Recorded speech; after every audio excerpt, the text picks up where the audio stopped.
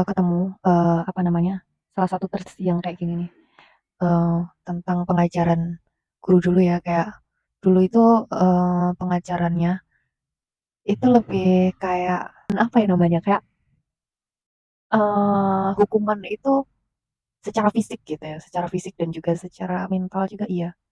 Kayak, dipukul sama penghapus, terus kalau misalnya rame dikit gitu ya, terus kadang juga dipukul pakai, penggaris kalau ngelihat kukunya tuh panjang-panjang, dan semua anak tuh, manut ya istilahnya apa, ngikutin gitu, takut. Jadi patuhnya, disiplinnya itu karena takut. Takut sama gurunya, takut kena, pelanggaran, takut ketahuan. Jadi didasari dengan rasa ketakutan dari siswa kepada gurunya. Jadi ada tuh istilah yang namanya guru killer.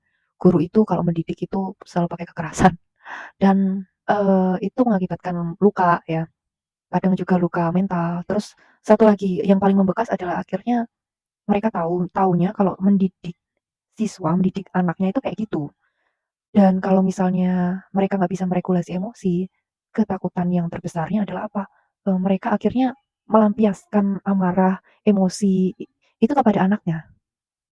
Dan yang jadi sasaran empuk ya anak kecil yang tubuhnya mungil, yang tubuhnya masih kecil, masih butuh pertumbuhan ya kan, butuh asupan. Nah, salah satunya adalah itu. Terus dilempar sama penggaris, kadang pakai kapur tulis, ya kayak gitu-gitu. Tetapi, apa sih istimewanya dari pengajaran tersebut? Membentuk disiplin anak jadi ketakutan, membentuk disiplin anak dengan rasa takut. Akhirnya kalau ketahuan jadi bahaya. Kalau bahaya akhirnya mereka berbohong untuk menutupi, apa namanya, rasa bersalah itu, rasa ketakutan akan dihukum, karena dihukum berat, bukan hanya malu secara mental, tetapi juga, sakit secara fisik, ya hukuman fisik. Terus apa yang akhirnya terjadi? Yang akhirnya terjadi bukannya keterbukaan dan juga pemahaman dan pendekatan antara guru dan murid, tetapi stigma bahwa pengajaran atau pendidikan selalu berikatan atau berkaitan dengan apa? Dengan kekerasan. Nah, ini ada stigma yang mungkin sedikit melenceng ya, bahwa tujuannya pendidikan adalah mendidik, benar mendisiplinkan, tetapi bagaimana caranya siswa itu diberikan pemahaman mengenai disiplin itu sendiri. Pentingnya disiplin itu sendiri dari pemahamannya. Dari pemahamannya akan sebab dan juga akibat.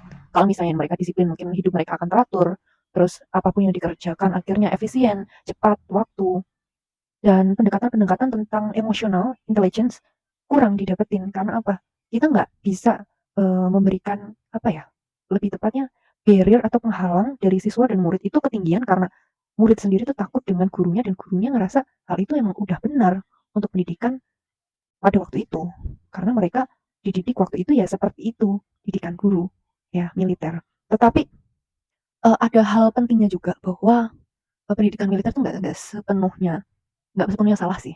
Ada hal-hal yang mungkin bisa kita pelajari tentang kecepatan, ya kan, kekompakan, keseragaman. Tetapi terkadang menyisipkan suatu pembulian secara fisik dan juga penyiksaan kepada anak-anak biasanya kayak gitu.